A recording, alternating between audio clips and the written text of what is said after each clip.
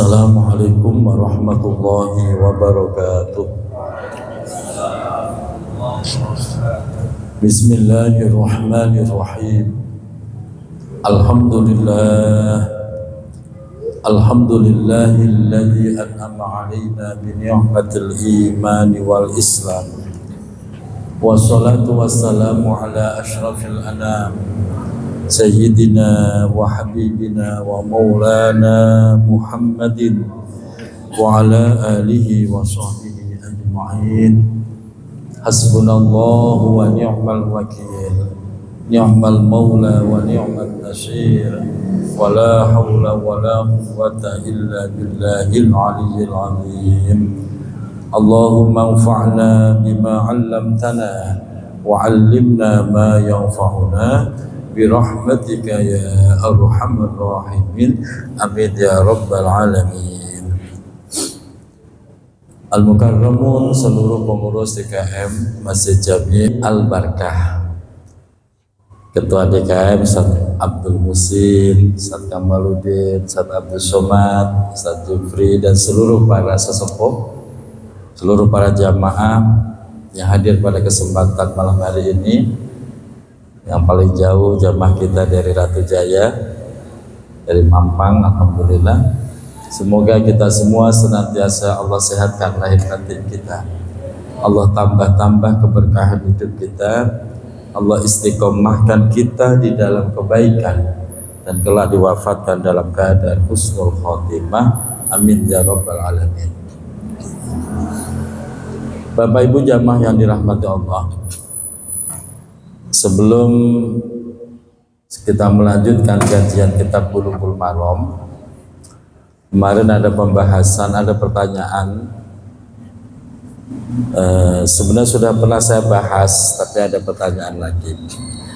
Dan saya menegaskan bahwa mayit itu tidak wajib madhep kiblat ketika disolatin.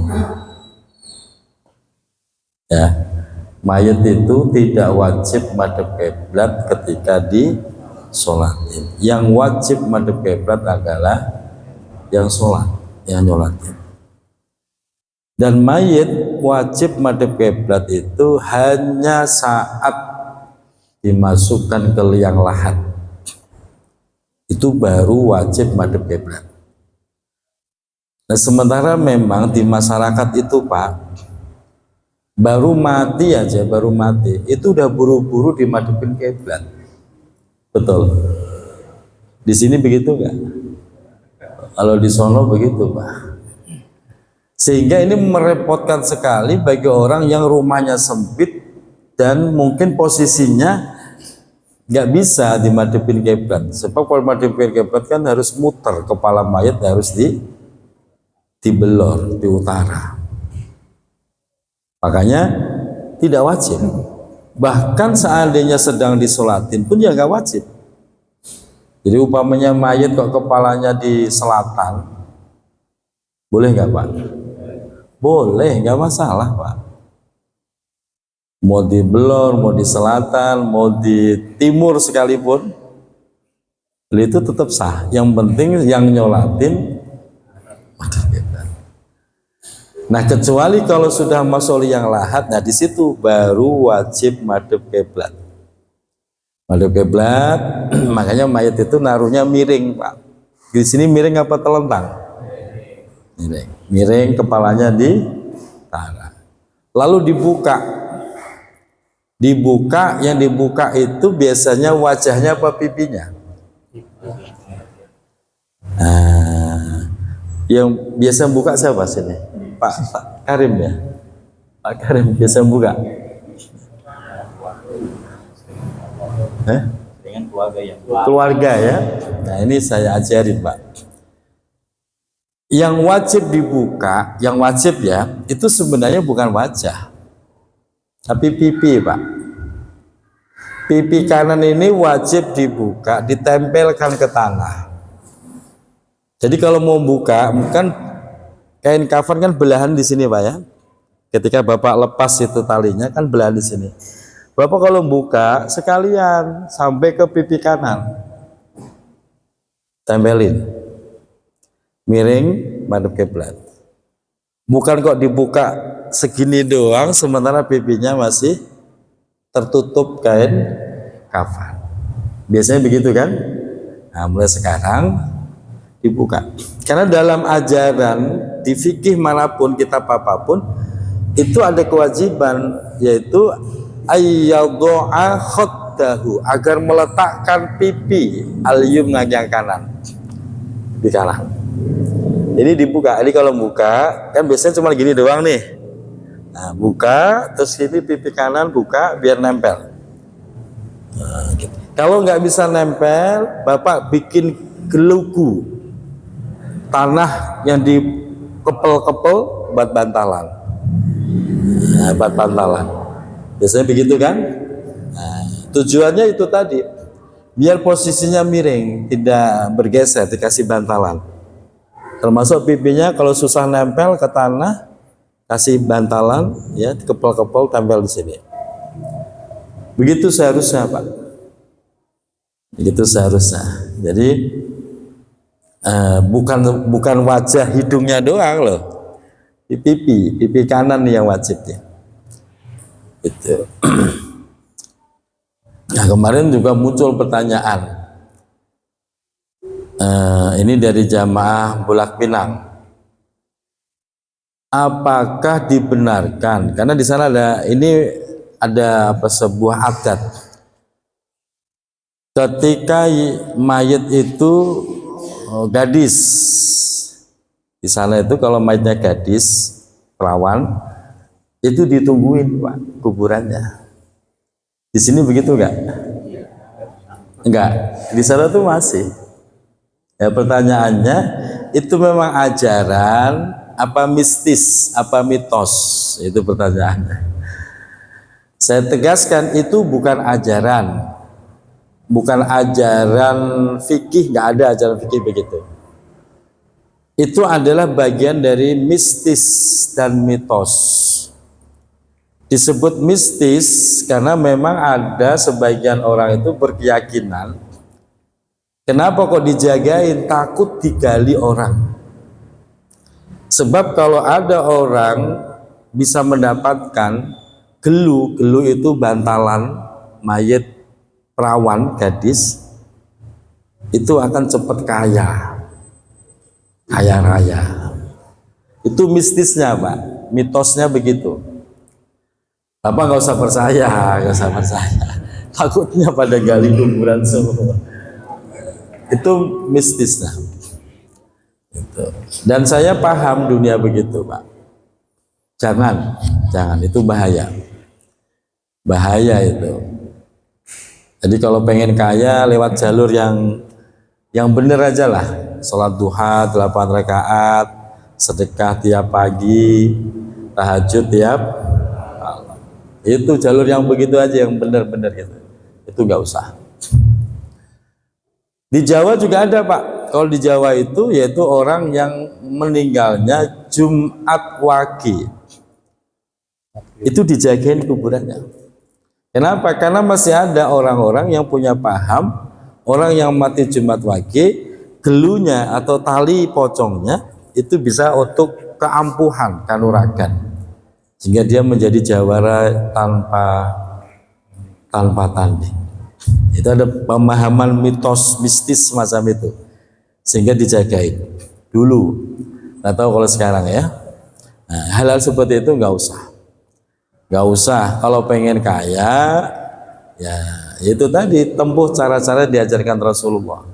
Kalau pengen ampuh, ya udah apalin Al-Quran. Itu selamat. Yang dicari selamat apa ampuh? Orang itu kalah dengan selamat Pak. Kalah dengan selamat. Mau ampuh kayak apa? Kalau lagi jatuhnya apes, ya apes. Kalah dengan selamat. Termasuk orang pintar kalah dengan bejo. Ya, orang pintar sama orang beruntung enakan mana? Kalah dengan orang beruntung Pak.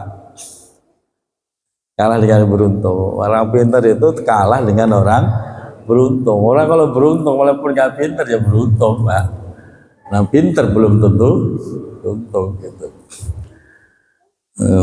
Sampai saya aja kaget, Zahira itu Pak, anak saya kelas 1 itu ranking 4 Pak.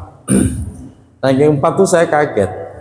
Kagetnya apa? Lalu membaca aja belum lancar kalau ranking 4. Saya tanya, gimana cara jawabnya Mbak? Anu ayah, kalau susah Mbak doa, itu. Kalau doa muncul A, jajan A, itu. B, wah. Oh gitu ya. Sampai wali kelasnya cerita waktu Bunda yang ngambil rapot. Anu Zahira sering doa ya Bunda. Jadi dia punya kekuatan insting Pak. Nurunin bapaknya kayaknya dia. Jadi kalau jawab doa dia, bukan dibaca, bukan. Memang belum lancar bacanya.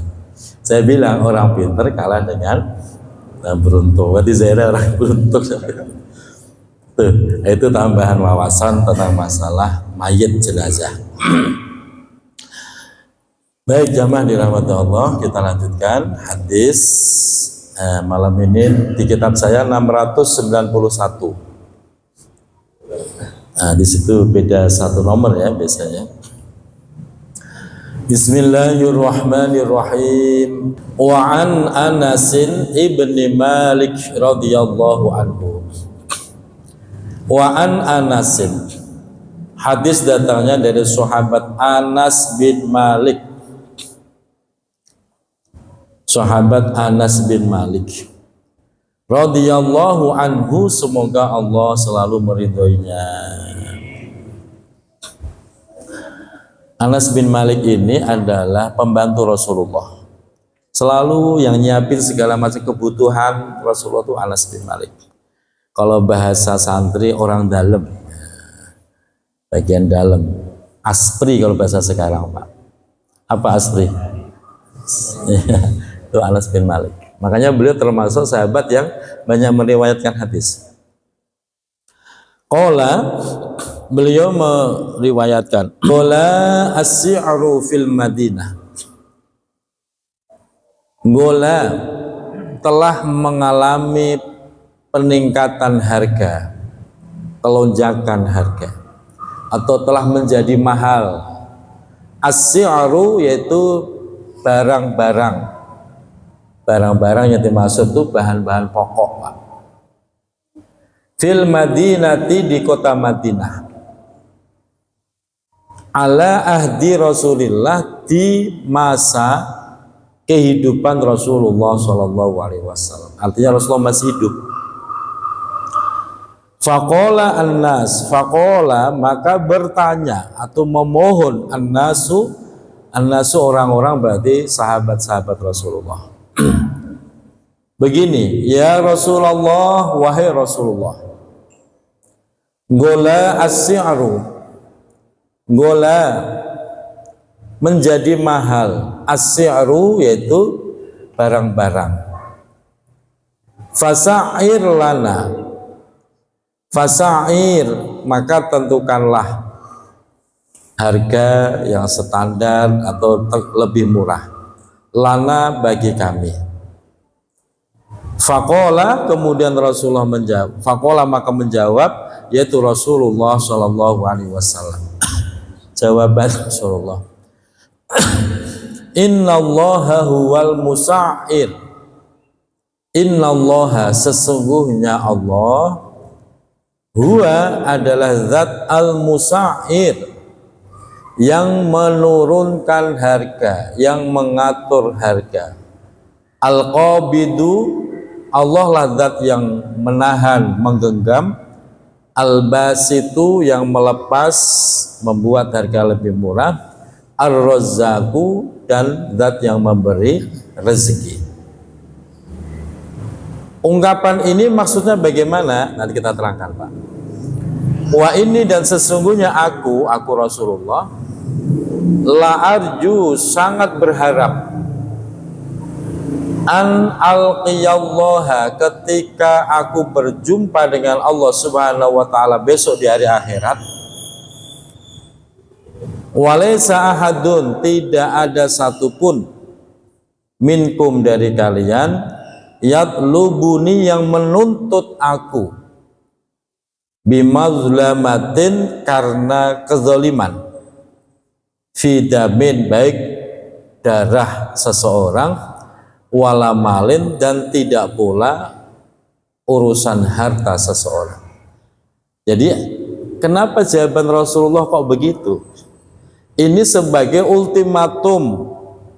Kalau di syarahnya dijelaskan bagaimana Rasulullah memberikan ultimatum, siapapun yang menaikkan harga tidak sesuai standar sampai membuat orang lain terzalimi, maka di situ dia urusannya dengan Allah, bukan lagi dengan kita manusia, urusannya loh dengan Allah. Artinya Allah pasti akan membalas kezaliman itu.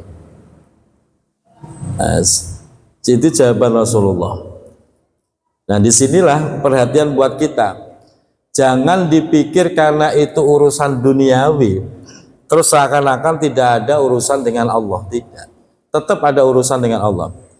Jadi orang Islam itu satu kesatuan, Pak. Kita nggak bisa memisahkan urusan ini urusan dunia, jangan dibawa-bawa urusan akhirat. Nggak bisa, Pak. Urusan dunia kita pasti berdampak pada kehidupan akhirat kita. Jadi kalau ada orang muslim kok ngomong begini, kita ini bicara dunia, jangan ngomong akhirat, nggak bisa. Orang muslim nggak bisa melepaskan diri dari itu. Jangan bawa agama gitu. Nah, apalagi ada istilah bahwa jangan bawa-bawa, itu malah lebih sesat lagi, Pak. Kehidupan manusia, baik kehidupan sebagai seorang hamba, makhluk sosial, hubungan muamalah, kerja, dan lain sebagainya, semuanya diatur agama. Jadi kalau ada bahasa jangan bawa-bawa agama, itu bahasa ateis, bahasa orang yang tidak bertuhan. Padahal kita kan bertuhan. Makanya ajaran Rasulullah, bawalah Tuhanmu dimanapun kamu berada. Walaupun urusan transaksi bisnis, ya bawa Tuhanmu. Makanya ada sebuah kisah yang menarik, Pak. Kisah yang menarik ini salah satunya diilhami oleh sahabat Utsman bin Affan. Sahabat Utsman bin Affan ini orang yang sangat hebat dalam urusan dagang, sehingga kekayaannya luar biasa dan kedermawanannya luar biasa. Beliau selalu melibatkan Allah.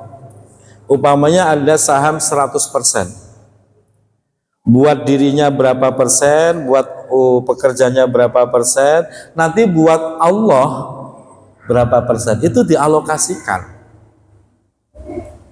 Ini yang harus kita contoh harusnya. Makanya dalam riwayat yang lain, harta yang tidak digunakan untuk ngurusin agama akan dilaknat oleh Allah. Harta itu akan dilaknat oleh Allah. Sehingga yang terjadi, harta itu justru menjadi fitnah, menjadi musibah bagi si pemilik harta itu. Makanya biar kekayaan itu langgeng, penuh dengan berkah, sisihkan, alokasikan, anggarkan, ini buat Allah. Buat Allah itu artinya ya bukan kok ya buat agama, kegiatan Allah itu kegiatan agama, sedekah segala macam gitu. Benar-benar dianggarkan. Dan itu yang membuat rahasia suksesnya sahabat Utsman dilanjutkan oleh Abdurrahman bin Auf. Abdurrahman itu juga sama pedagang sukses, Pak. Sampai beliau itu selalu gagal, pengen jadi orang miskin loh, gagal, Pak. Memang begitu bahasanya. Beliau itu selalu gagal pengen jadi orang miskin. Beda dengan kita. Bedanya apa, Pak? Lesah. Kan masyhur itu ceritanya. Kurma-kurma busuk, paceklik, kurma-kurma pada busuk. Sekampung kota Madinah busuk semua. Kata Abdurrahman nih kebenaran. Sini kumpulin, saya beli semua dengan harga kurma yang bagus, nggak saya kurangin. Beli semua. Habis beli, sahabat Abdurrahman, alhamdulillah, saya lega, udah nggak jadi orang kaya. Ternyata gagal, Pak. Ada sebuah utusan Najsi untuk mencari kurma busuk buat obat di negaranya. Coba itu kota Madinah ada kurma busuk? Nggak ada, sudah diborong semua sama Abdurrahman. Numpuk segunung Pak itu kurma. Punya siapa? Abdurrahman. Abdurrahman, saya beli semua. Nggak saya jual, saya beli 2 kali lipat. Nggak saya jual, saya beli 10 kali lipat. Ya udah ambil. Gagal jadi orang miskin. Kenapa? Karena beliau selalu menganggarkan, mengalokasikan kepentingan Allah. Jadi bukan begini, sedekah kalau lagi ingat, nggak begitu, memang dianggarkan. Ada saham yang dipersembahkan untuk Allah. Jadi 100%, berapa persen untuk Allah itu dianggarkan. Itu rahasia sukses sahabat Utsman dan sahabat Abdurrahman. Nah ini sehingga orang yang melakukan permainan harga sampai menzalimi warga masyarakat kecil, itu urusannya bukan lagi dengan manusia, urusannya langsung dengan Allah, yang mana Allah akan mengancam membalas kezaliman tersebut. Makanya ini dalil berlaku untuk bahan pokok. Bahan yang tidak pokok nggak masuk dalam hadis ini. Nah, makanya kemarin udah kita bahas tuh. Kalau bahan yang tidak pokok, umpamanya Bapak jual beli mobil, itu nggak ada urusan Pak. Bapak mau jual mahal, jual murah, orang nggak ngaruh, tetap hidup itu loh Pak. Nggak punya mobil kan tetap hidup kan, nggak ngaruh itu. Atau Bapak punya lukisan yang luar biasa, ratusan juta, terserah mau jual ratusan juta, 1 miliar, ya nggak ngaruh buat kita, karena itu bukan kebutuhan pokok. Nah, makanya ada aturan dalam fikih, ketika Bapak Ibu jual beli bahan pokok, maksimal ngambil untungnya 30%, itu maksimal loh, jangan lebih. Kalau lebih jatuhnya haram. Nah, maksimal 30. Jadi kalau Bapak ngambil barang harga 100.000, berarti 30%-nya berapa? 130. Itu maksimal. 100.000 kan Bapak ecer lagi kan? Nah, ketemu untungnya bersih 30. Itu maksimal. Lebih dari itu Bapak udah dianggap zalim. Oh, barang 100 Bapak jual untungnya 100% sendiri. Itu zalim Pak. Walaupun ya, tapi mereka mau, yang maunya kan karena kepepet. Emang adanya ini ya mau berapapun ya dibeli, emang adanya itu kepepet. Nah itu tidak boleh. Makanya Rasulullah sampai membebaskan diri. Saya membebaskan diri, tidak mau lagi ada yang sampai menuntut saya urusan seperti ini besok di akhirat.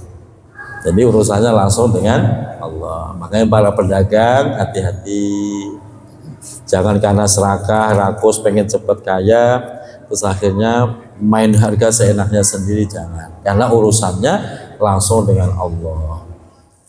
Selanjutnya,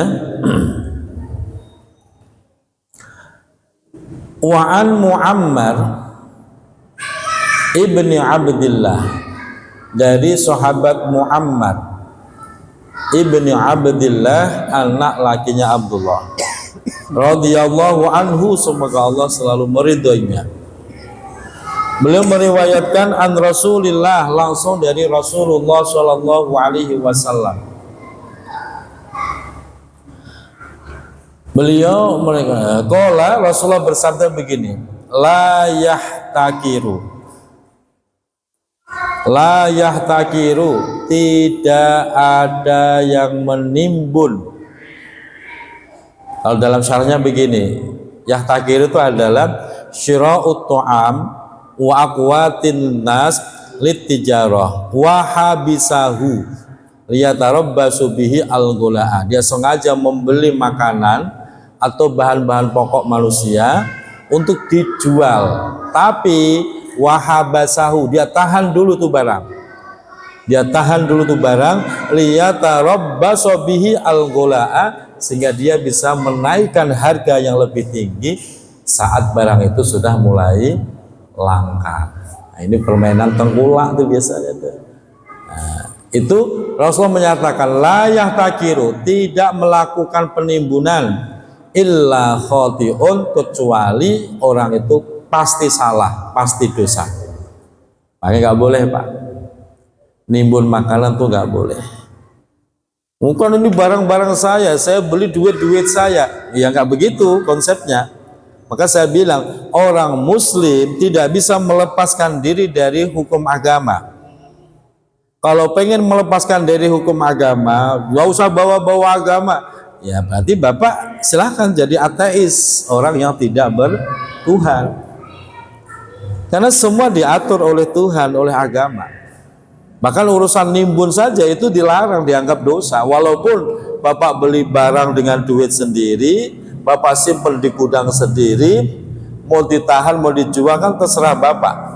Tapi begitu Bapak melakukan sebuah manuver, sengaja ditahan, akan menjual ketika barang sudah mulai langka dengan harga yang melambung luar biasa, itu ternyata dianggap dosa. Kenapa? Sama saja Bapak mencekik leher saudara sendiri yang kondisinya lemah. Udah lemah, Bapak injek lehernya, ya mati Pak.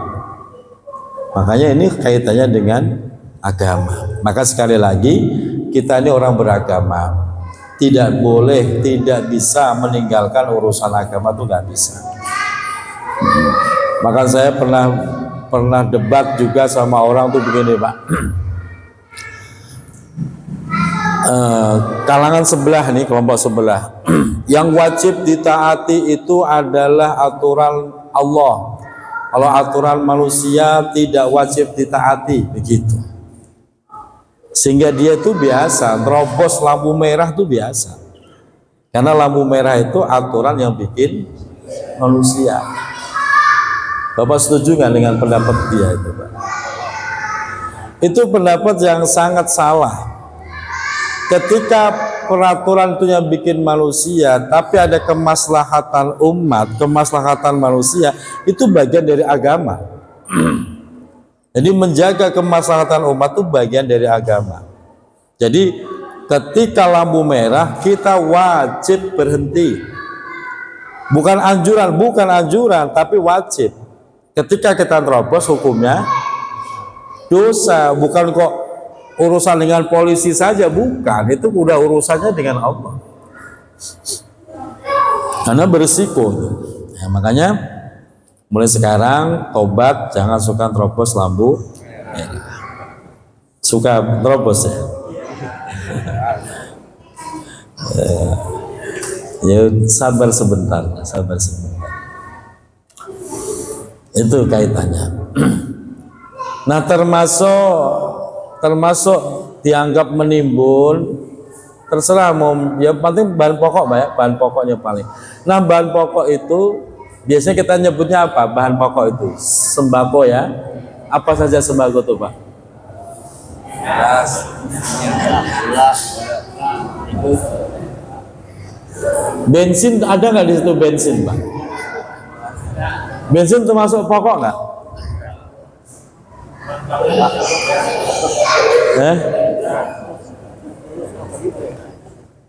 Sekarang Pak, bensin sudah masuk dalam kategori sembako, 9 bahan pokok. Tadi tambahin 10 bahan pokok termasuk BBM. Termasuk BBM Pak. Ya betul Pak, gara-gara BBM langka, semua ikut naik kok harga. Betul. Gara-gara BBM langka, harga beras naik. Minyak semuanya naik, kan pernah terjadi itu kan. Makanya BBM itu termasuk bahan pokok itu. Nah, termasuk, makanya kalau ada orang yang nimbun BBM itu termasuk orang yang kena hukum dosa. Nah ini rawahu Muslim, hadis itu diriwayatkan oleh Imam Muslim. Nah, selanjutnya hadis berikutnya, wa an Abi Hurairah radhiyallahu anhu. Hadis datangnya dari sahabat Abu Hurairah radhiyallahu anhu, semoga Allah selalu meridhoinya. Nabi, datangnya dari baginda Nabi Muhammad sallallahu alaihi wasallam. Qala, Rasulullah bersabda, la tusarru al-ibila wal ghanama. La tusarru al-ibila. Itu kalau dalam syarahnya di sini saya bacakan, yarji'u ilal jam'i wal mas'ul.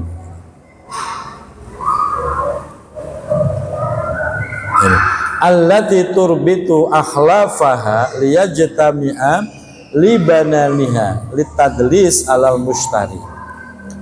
Begini Pak, la tusarrul ibila, janganlah kalian memeras susu unta, wal ghanama, dan susu kambing. Famanit ta'aha, faman, maka siapa saja, ibta'aha, yang membeli unta atau kambing, ba'du, setelah membeli, fahuwa bi khairin nadhuraini, maka dia boleh memilih antara dua hal, dua pandangan atau dua pendapat. Ba'da ayyahlabaha, setelah dia memerah susu tersebut. Insya'a amsakaha, insya'a, jika dia mau, amsakaha, tetap unta dan kambing itu ditahan, tidak perlu dikembalikan lagi setelah dibeli tadi. Wa insya'a, dan ketika dia mau, roddaha, boleh mengembalikan unta dan kambing tadi, dengan catatan waso'an min tamrin, dengan menambahkan 1 sok dari kurma. Begini Pak, ketika Bapak membeli sesuatu, di sini dicontohkan unta dan kambing, Bapak merasa tertipu, Bapak boleh mengembalikan, boleh juga menahan. Ya udahlah, nggak usah kembalikan, ribet urusannya, umpamanya begitu, itu boleh. Bapak beli unta, kelihatan unta itu susunya gemuk, kebayang kalau diperas airnya banyak. Ternyata begitu diperas, angin doang yang keluar Pak, nggak ada airnya, cuman angin doang. Ketipu kan? Merasa ketipu. Nah di sini Bapak boleh melakukan dua pendapat, mau dikembalikan boleh, ya, minta ganti rugi, atau ya sudahlah, daripada ribet urusan itu kan, udah gak usah, itu boleh. Nah, permainan seperti itu zaman dulu tuh sudah ada Pak. Maka kalau sekarang ada istilah sapi gelonggong, ya, sapi gelonggong kan kelihatannya gemuk Pak. Apa itu isinya Pak? Air Pak. Wiku dicor pakai selang air Pak, dipaksa minum sebanyak-banyaknya. Sapi gelonggong. Penipuan nggak itu Pak? Penipuan itu. Tapi anehnya yang nipu nggak merasa berdosa. Ya udah haji 3 kali loh Pak. Juragan sapi itu haji 3 kali. Nggak merasa berdosa bahwa itu penipuan. Udah penipuan, penyiksaan lagi. Siapa yang disiksa? Ya sapinya Pak. Emang nggak sakit apa dipaksa minum sebanyak-banyaknya sampai gemuk begitu. Nah, itu senat. Kalau Bapak bilang, wah begitu pas beli mah gemuk Pak, begitu 3 hari nyusut itu sapi. Itu fakta kan? Nyusut itu sapi. Pasti kita merasa tertipu dong. Nah, Bapak boleh, mau dikembalikan boleh, mau Bapak adalah nggak mau ribet, ya sudahlah, boleh, silahkan. Nah gitu caranya Pak. Atau pemahaman kedua dari hadis ini adalah ketika Bapak melakukan pembelian dengan cara khiyar. Khiyar itu apa? Khiyar itu ada batas waktu yang diperbolehkan untuk dikembalikan. Saya beli unta ya, tapi saya minta khiyar. Khiyar berapa hari? 3 hari. Nah di situ 3 hari. Kalau cocok ya sudah nggak dikembalikan. Kalau nggak cocok boleh dikembalikan. Itu namanya khiyar. Dan itu diperbolehkan Pak. Akad jual beli khiyar itu boleh. Beli apa saja boleh. Beli baju dengan akad khiyar. Seperti di Pasadena itu kan begitu Pak. Boleh dikembalikan selama 21 hari. Yang penting ada struknya. Nah gitu kan. 21 hari kan di Pasadena Pak. Ya? 21 hari. Oh, Bapak pura-pura nggak paham. Biasa ke sana Pak. Itu cakep itu Pasadena Pak. Siap bertanggung jawab 21 hari. Kecuali baju dalam nggak boleh dikembalikan Pak. Emang begitu kan kasirnya. Kaos kotak itu nggak boleh dikembalikan. Tapi kalau yang lain boleh. Itu cakep, namanya akad khiyar itu Pak. Selama 21 hari kok memang Bapak merasa nggak cocok atau barang itu ada cacatnya, halal dikembalikan. Syaratnya harus Bapak penuhi. Apa syaratnya? Bawa bukti pembayaran. Itu syarat. Kok Bapak nggak bawa syarat, ngeyel ngotot dalam persidangan, Bapak tetap kalah. Karena nggak ada bukti itu loh Pak. Nah ini jadi boleh. Nah kalau memang begitu, nah kalau dalam aturan begini nih, waso'an min tamrin, roddaha waso'an min tamrin.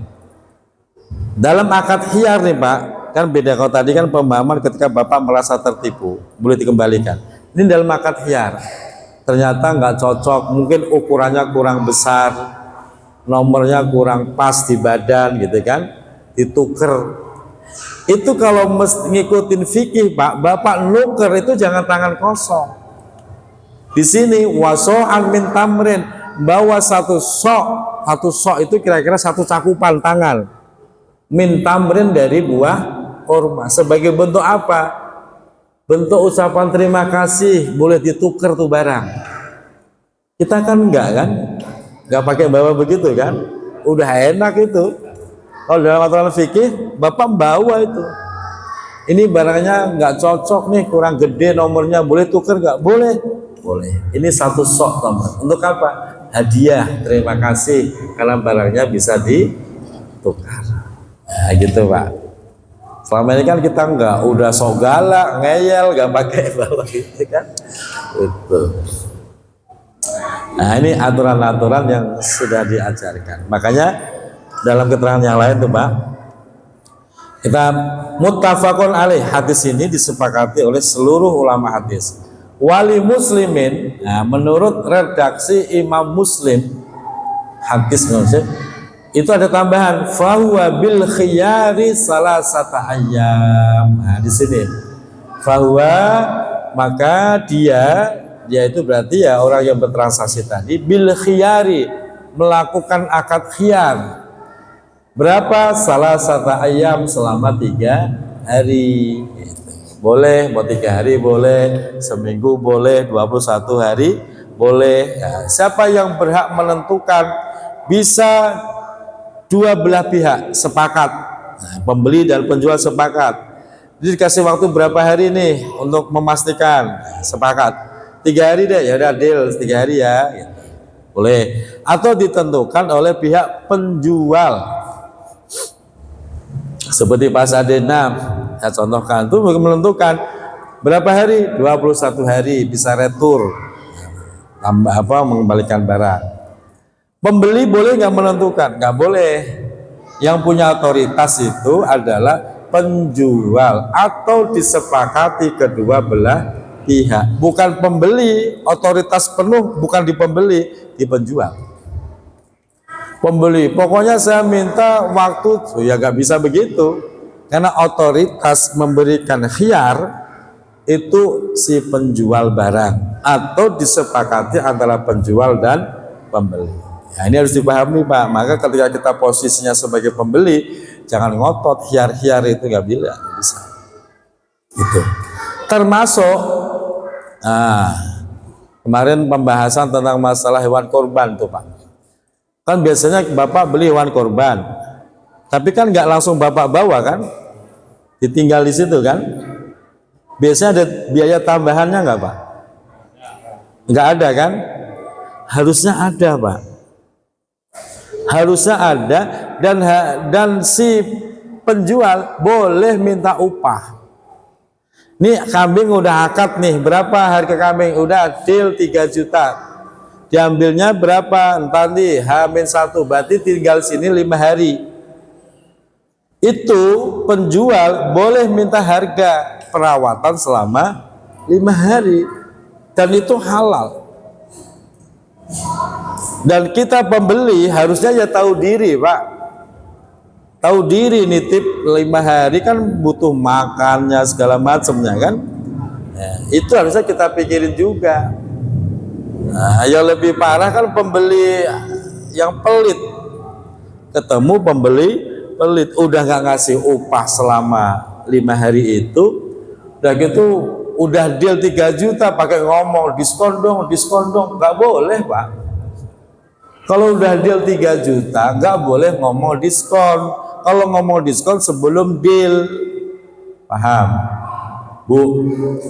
Yang biasa minta diskon bapaknya apa ibunya? Ingat, kalau mau minta diskon silahkan, tapi sebelum deal, itulah Pak. Masih tawar menawar, silahkan. Tapi kalau udah deal, ya udah deal, sepakat ya berapa, 3 juta deal, udah jangan ngomong diskon. Udah deal kok ngomong diskon. Pernah begitu, Pak? Wih, pernah begitu? Iya. Tobat kalau udah pernah, Pak. Jangan diulang lagi. Bener nggak boleh itu, Pak? Nggak boleh. Tapi penjualnya ya mau lah, diketak-ketak begitu. Ya mau, jangan nggak boleh. Maka kita hubungan muamalah semacam itu tak ada ilmunya, jangan kok semaunya sendiri, jangan. Kalau sudah deal, udah jangan digoyang lagi harganya. Nggak boleh itu. Dan itu sering terjadi loh, Pak. Baik dari pihak penjual maupun dari pihak pembeli. Pihak penjual juga sering terjadi, Pak. Udah di DP nih, udah deal sekian ya, saya DP nih. Begitu pembayaran pelunasan digoyang lagi, tambahinlah alu. Ini nggak boleh, nggak benar. Nggak ngaji berarti. Pembelinya juga kadang-kadang juga sering dari pihak pembeli minta diskon, padahal udah deal. Nah, ya sama, makanya ribet lah urusan sama orang yang nggak ngaji, itu ribet, Pak. Mau diterangin lama, diteranginnya nggak paham-paham, ribet itu. Nah, makanya kita yang sudah ngaji ya, udah kalau udah deal jangan lagi ngambah. Wa fi riwayatin, dan di dalam riwayat lahu, masih menurut Imam Muslim, allaqoha itu artinya masih menggantungkan. Jadi khiyar itu akadnya masih menggantung, nunggu dealnya sampai 3 hari, itu khiyarnya. Al-Bukhari berpendapat, Imam Bukhari, waradda ma'aha so'al min ta'amin la samro'a. Imam Bukhari tadi menyampaikan pendapatnya, waradda, dan mengembalikan, ma'aha bersama barang itu, so'al, yaitu dengan satu so' min ta'amin dari makanan, la samro'a bukan buah-buahan tapi makanan. Ini kasusnya ketika tadi, Pak. Bapak beli barang, ternyata ukurannya nggak pas, kurang 2 nomor atau beda 2 nomor nih. Nggak ada cacat, bukan cacat, tapi kesalahan kita sendiri, salah milih nomor, ternyata boleh dikembalikan. Nah, bawakan satu sok, satu cakup. Nah, itu sebagai bentuk ucapan terima kasih. Itu bukan dari penjual yang minta loh ya, minta kita yang mengembalikan barang itu sebaiknya sertakan satu sok. Beda kasusnya kalau penjual yang minta, ya udah balikin nggak apa-apa, tambahin beras seliter. Nah, itu namanya riba nanti jatuhnya. Beda loh, Pak. Itu riba. Tapi kalau dari pihak kita itu nggak riba. Sama seperti utang-utangan. Saya ngutangin Bapak 300.000. Berarti besok balikinnya berapa? 300.000. Kok Bapak baik hati? Ini Pak Ustadz 100.000 buat uang rokoknya. Nah, itu halal. Tapi kalau saya yang minta, jatuhnya riba. Ya udah, mana bayarnya 300.000? Gua dilebihin dong. Nah, dilebihin 100, saya minta. Itu namanya riba. Jelas Pak? Jadi dari siapa orang itu muncul gitu loh Pak. Nah, semoga bermanfaat. Assalamualaikum warahmatullahi wabarakatuh.